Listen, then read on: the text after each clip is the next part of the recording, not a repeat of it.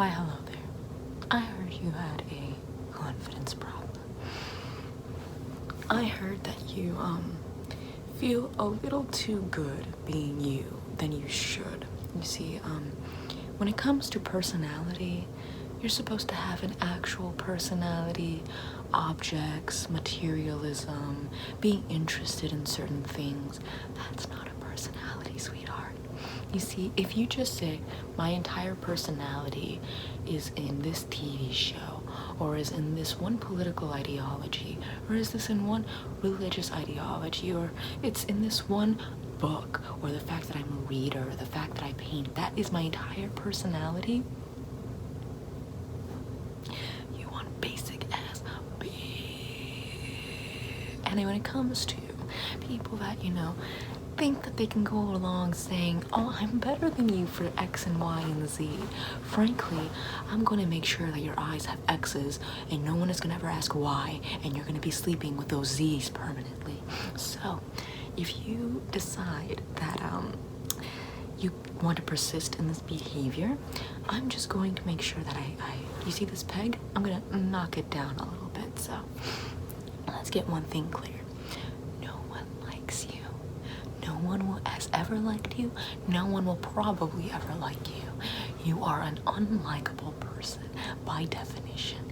If you so much as walk into a room, even if it's filled with strangers, let's say it's a bathroom, let's say it's a convention center, people will avoid you. They look over and they look away. Why? Because they don't like you. That little flitter is them enjoying seeing you because it fills them with a primal rage that they like enjoying just for a quick second. And then they just look away because you know something? You're inconsequential. You are invalid. You are not someone that people want to waste their time with because frankly, where exactly is your personality? Who are you? Who are you for people to waste their time on you? Number two, your parents don't even like you. As soon as you came out, they wanted a refund.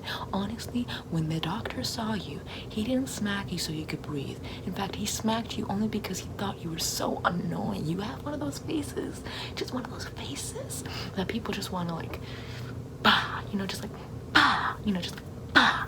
It's really, really annoying, honestly. Have you ever seen Step Brothers? Remember what that one guy who works with Will Ferrell's stepbrother, or rather half-brother, told him? Where he's like, you know something, you're a cool guy, but your face, you gotta change that. You're not a cool guy, and you still need to change your face. Number three, I honestly don't understand why your parents didn't have an out-of-the-womb abortion with you.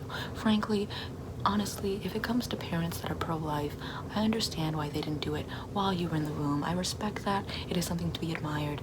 But if you were outside of the womb, they frankly had a social responsibility to get rid of you. They knew what they were getting themselves into. They knew what the society was going to get into. And yet they decided to keep you. Why would they do that? Why? Because they themselves are weak people. And you are their weakest creation. You are an accident. That is why your name is Axie. It's because it's short for accident. I saw your birth certificate. It says accident, and it doesn't even state your last name because your family doesn't even think you're worthy of it.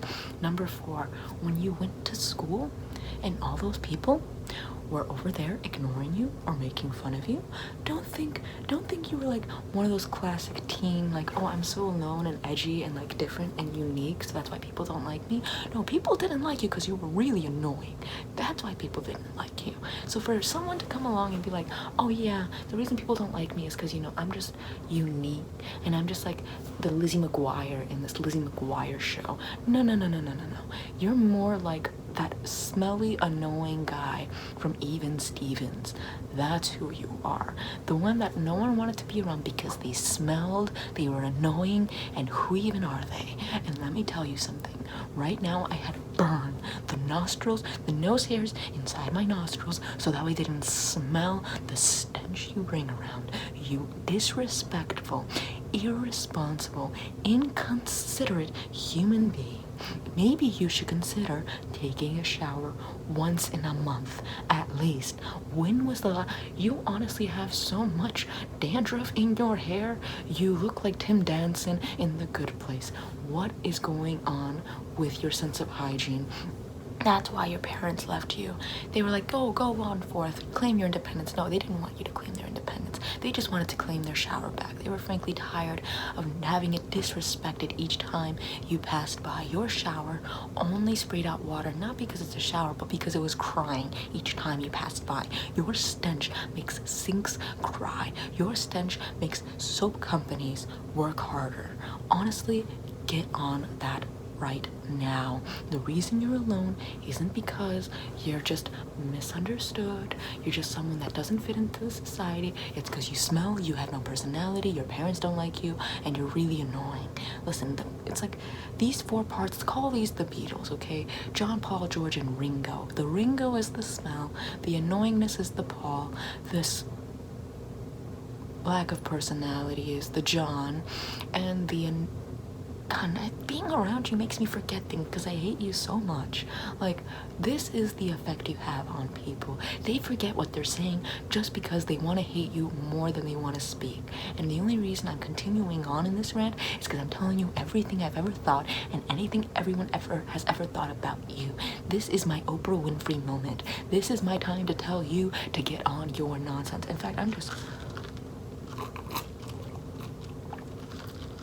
do you want some? No, you can't have some. Why? Because your teeth look like garbage. Honestly, do you not know what floss is? You have a full course meal hidden in your gums. Honestly, wash that nonsense out. It repulses me. It is disgusting. And you know something else? You will turn into the Karen in the future. A Karen no one ever loves except for some weak man who's spineless and just wants anyone at all to love him. So congratulations on your silly marriage. And frankly, have you seen Boogie Nights? Your husband will probably have the same fate as the guy who ends up being... No, I think he ends up surviving Jurassic Park 3. Don't remember his name. He's also from Shameless. So, let's just... Here, let me just read your fortune here. What's your horoscope? Don't care. You don't belong in the zodiac. No one wants you in the zodiac. No one wants to know your horoscope. The horoscope doesn't even consider you in their results. No, the census taking doesn't consider you in the results. Every population that you've ever been in is always one off, only because they don't want to consider you in the population. Every census taker has to refile their census in order to make new classifications in the census. What race are you? White, black, Asian Pacific Islander? No, in your case, you are straight up unknowing. I can't even say it. Because you know something? I just don't want to go there. But frankly, let's just say you're an Emmanuel cunt. And so if they want to make sure that you're classified correctly, they have to put a philosopher's name in there and misspell his last name. If they end up putting, how old are you? It's frankly, not how old are you, it's how long you've been annoying people for. If they want to put down what exactly is your national background, whether it's Hispanic or not, they're going to put down, in your case, born in the most annoying way possible. Yeah, that's right. I couldn't even think of anything witty to say. You know why? Because my brain is frankly going like this. The gears are just not churning correctly, only because my fists want to be automatic and go, oh, just like, so honestly annoying. Let me just break your nose real quick, because this just, oh, it's so breakable.